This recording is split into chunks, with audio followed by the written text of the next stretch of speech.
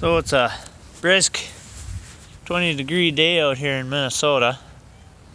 I just built this sucker last night and got it rolling, but she ain't got no drive yet. But it's a 3 horsepower diesel. What, kitty? What? Hi. But might as well do a cold start today. See what happens.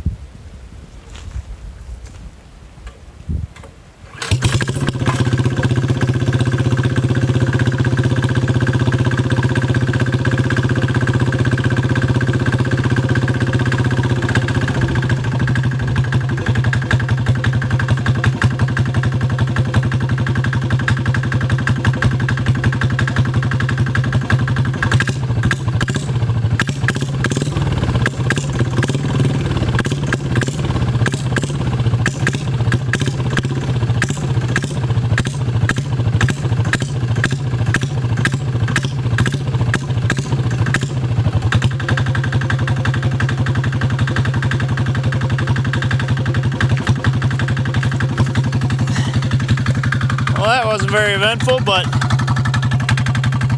2 pulls.